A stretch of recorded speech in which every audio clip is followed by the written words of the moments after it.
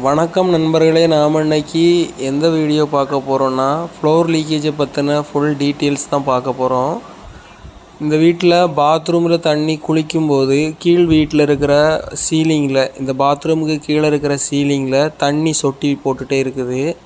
இதுதான் கம்ப்ளைண்ட்டு. இந்த வீட்டில் நாம் செக் பண்ணும்போது இந்த டைலுடைய கேப்பு பார்த்திங்கன்னா அது வழியாக தண்ணி உள்ளே போகுது. அப்புறம் இந்த மரக்கதவு அதுவும் உளுத்து போய் அது வழியாகவும் தண்ணி உள்ளே போகுது. செக் பண்ணி பார்த்துட்டோம். இதில் இந்த ஃப்ளோர் லீக்கேஜ் வராமல் இருக்கிறதுக்கு புதுசாக நாம் பாத்ரூம் கட்டும்போது என்னெல்லாம் கவனிக்கணும், ரெனோவேஷன் பண்ணி நாம் திரும்ப பண்ணுறதா இருந்தாலும் எதெல்லாம் கவனிக்கணும் அப்படிங்கிற டீட்டெயில்ஸும் நான் சொல்லியிருக்கேன். இந்த பார்த்திங்கன்னா தெரியும், இந்த மரக்கதவு உளுத்து போய் அது வழியாகவும் தண்ணி உள்ளே போகுது. மேக்ஸிமம் வீடுகளுக்கு பிவிசி டோர்களை பயன்படுத்துகிறது ரொம்ப நல்லது. அதுவும் நல்ல குவாலிட்டியான பிவிசி டோராக பயன்படுத்துங்க. ஏன்னா பிவிசி டோரும் சில குவாலிட்டி இல்லாதது, லாக்கெல்லாம் உடஞ்சி போயிடும், அந்த மாதிரி கம்ப்ளைண்ட்டெல்லாம் இருக்குது. இந்த மாதிரி மரக்கதவுகள் பயன்படுத்தும் போது தினமும் தண்ணி படும்போது உளுத்து போயிடும். இப்போ நாம் என்ன பண்ண போகிறோன்னா, அந்த இரண்டு டைலுக்கு இடையக்கூடிய அந்த கேப் ஸ்பேஸை நாம் எடுக்கிறோம் மிஷின் போட்டு.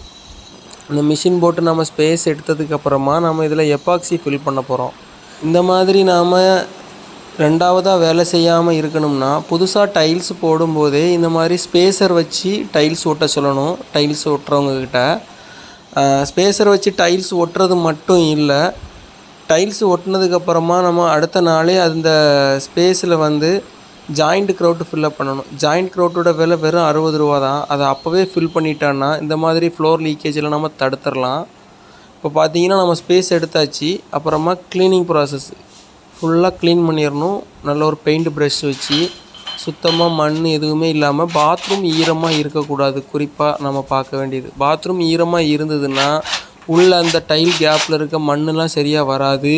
அதுக்கப்புறமா நாம் ஃபில் பண்ணுற எப்பாக்சி யூஸே இல்லாமல் போயிடும். அதனால் எவ்வளோ தூரம் ட்ரை ஃபேஸாக இருக்குன்னா அது ரொம்ப நல்லது. அதனால தான் புதுசாக டைல்ஸ் ஒட்டி முடிஞ்ச உடனே நம்ம ஜாயிண்ட் க்ரௌட் ஃபில்லப் பண்ணாமல் அடுத்த நாள் ஃபில்லப் பண்ண சொல்கிறது. ஏன்னா அப்போ தான் அடுத்த நாள் கொஞ்சம் காஞ்சி போயிருக்கும்.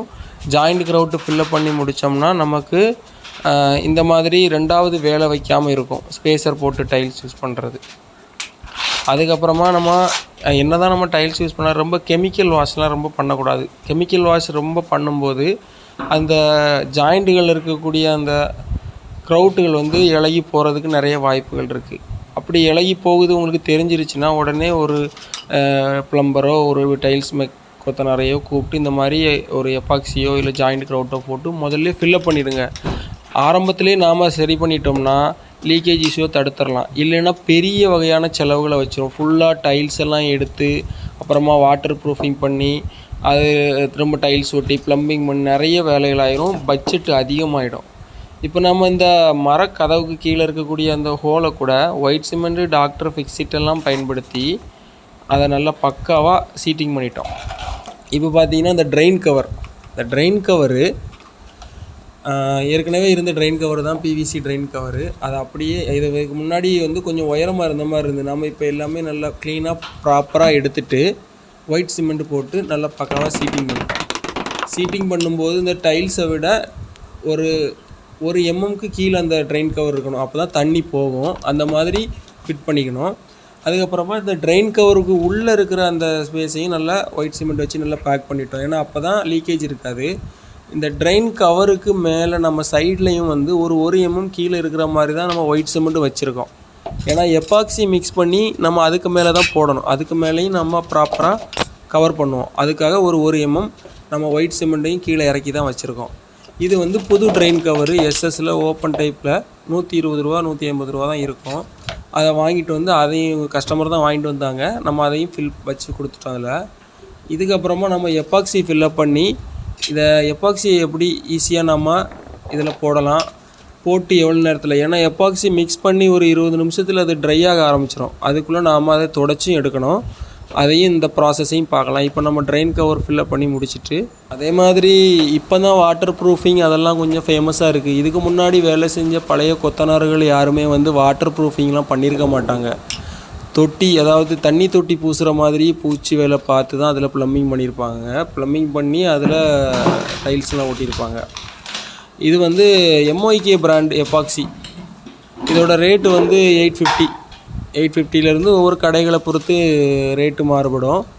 இது வாங்கினீங்கன்னா இது உள்ளாடி ஒரு sponge, part A part B chemical அப்படின்னு இருக்கும், க்ளவுஸ் இருக்கும். அதுக்கப்புறமா அதில் ஒரு மேனுவல் புக்கும் இருக்கும். அதில் நீங்கள் தமிழ்லேயே கொடுத்துருப்பாங்க, எல்லா லாங்குவேஜ்லேயும் இருக்கும், தமிழ்லேயும் கொடுத்துருப்பாங்க. அதை பார்த்து மிக்ஸ் பண்ண தெரியாதவங்க நம்ம மிக்ஸ் பண்ணிக்கலாம்.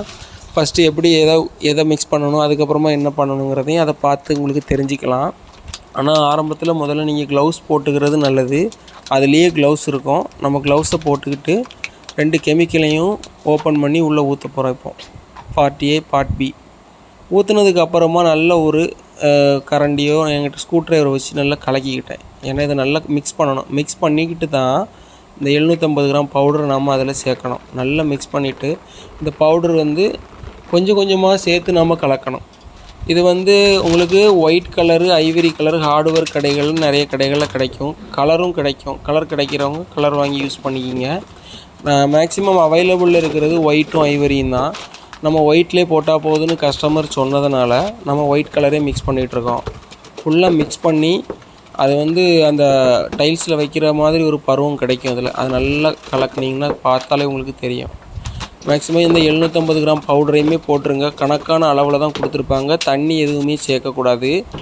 இப்போ பார்த்தீங்கன்னா இந்த பட்டி தகடு ஒரு 3 இன்ச்சு தகடு வாங்கி அதை நம்ம கிராஸ் கட் பண்ணியிருக்கோம். இந்த கிராஸ் கட் பண்ணதுக்கான காரணம் என்னங்கிறதையும் நான் உங்களுக்கு சொல்கிறேன். ஃபஸ்ட்டு கார்னர் சைடு அவ்வளோவும், இந்த பாத்ரூமில் இருக்கக்கூடிய கார்னர் சைடு அவ்வளோவுமே வச்சு முடிச்சிருங்க. ஏன்னா அதான் கஷ்டமாக இருக்கும் வைக்கிறதுக்கு. ஏன்னா கார்னர் சைடு மெயினாக நம்ம ஃபில்லப் பண்ணோம். அது வழியாக தண்ணி உள்ளே போகிறதுக்கு வாய்ப்புகள் அதிகம். கார்னர் சைடு ஃபில்லப் பண்ணி முடித்ததுக்கப்புறமா நம்ம கிராஸ் கட் பண்ணி வச்சுருக்கோம்ல அந்த தகடு, அதை வச்சு நீங்கள் அப்படியே வலித்து இழுத்திங்கன்னா எக்ஸஸாக இருக்கக்கூடிய அந்த எபாக்சியும் வந்துடும். நம்ம வந்து இதில் கொடுத்துருக்கக்கூடிய அந்த க்ரௌட் வந்து ஒரு பாத்ரூமுக்கு தான் கரெக்டாக இருக்கும். அதனால் எவ்வளோ தூரம் நாம் வேஸ்ட் பண்ணாமல் அதை பயன்படுத்துகிறோமோ அவ்வளோக்கு அவ்வளோ நல்லது. ஏன்னா 2வது மிக்ஸ் பண்ணி வைக்கிறோன்னா அதுக்கப்புறம் ஒரு பாக்கெட் வாங்கி கொஞ்சமாலாம் மிக்ஸ் பண்ண முடியாது, மொத்தமாக தான் மிக்ஸ் பண்ண முடியும். இந்த எபாக்சியை அதில் கொடுத்துருக்கிற ரேஷியோவில் தான் மிக்ஸ் பண்ணி போடணும். கொஞ்சமாக மிக்ஸ் பண்ணிவிட்டு கொஞ்சமாக அப்புறமா போட்டுக்கலான்லாம் பண்ண முடியாது. அது அந்த சரியாக வராது, அதோட எஃபெக்ட் இருக்காது. இப்போ பார்த்தீங்கன்னா நம்ம கார்னர் எல்லாமே ஃபில் பண்ணுறோம். ஃபில் பண்ணிவிட்டு அதே மாதிரி அந்த தகடை வச்சு இழுத்தோம்னா எக்ஸஸாக இருக்கிறதும் அந்த கார்னர் சைடும் வந்து ஒரு முக்கோண ஷேப்பில் அப்படியே வந்துடும். பக்காவாக சீட்டிங்கும் ஆயிரும். இதுக்கப்புறமா நாம் என்ன பண்ணுவோன்னா கார்னர் எல்லாம் ஃபில் பண்ணி முடித்ததுக்கப்புறம் இந்த சென்டரில் நம்ம ஸ்பேஸ் எடுத்து வச்சுருக்கிற எல்லா இடமுமே ஒரு துணியும் கையில் வச்சு தொடச்சி அதில் வந்து எபாக்சியை ஃபில்லப் பண்ணிட வேண்டியது தான். இந்த எபாக்சி போடும்போது நாம் எவ்வளோ குயிக்காக போடுறோமோ அவ்வளவு நல்லது. ஏன்னா இது ஒரு 20 நிமிஷத்துலேயே இது ட்ரை ஆக ஆரம்பிச்சிடும். ட்ரை ஆனதுக்கப்புறம் இதை தொடச்சி எடுக்கிறது ரொம்ப கஷ்டமாக இருக்கும். இது வாங்கும்போதே இந்த கிட்டு கூடாலே ஒரு ஸ்பாஞ்சும் கொடுத்துருப்பாங்க. இதெல்லாம் ஃபில்லப் பண்ணி முடித்ததுக்கப்புறமா அந்த ஸ்பாஞ்சை வச்சு நம்ம துடைக்கணும். அந்த ஸ்பாஞ்சை லைட்டாக ஈரம் பண்ணிவிட்டு துடைக்கணும். அப்போ தான் அந்த எக்ஸஸாக இருக்கக்கூடிய அந்த எபாக்சியும் வரும், மேலே அனாவசியமாக இருக்கக்கூடிய அந்த கரைகளும் வந்துடும். இப்போ நம்ம கார்னர் எல்லாமே பக்காவாக ஃபில்லப் பண்ணிட்டோம். இப்போ நம்ம இந்த கார்னர் ஃபில்லப் பண்ணி முடித்ததுக்கப்புறமா இந்த சென்டரில் நாம் ஸ்பேஸ் எடுத்து வச்சுருக்க இடமும் ஃபில்லப் பண்ணி முடித்தாச்சு. இப்போ இதை வந்து தொடச்சி எடுக்கணும்.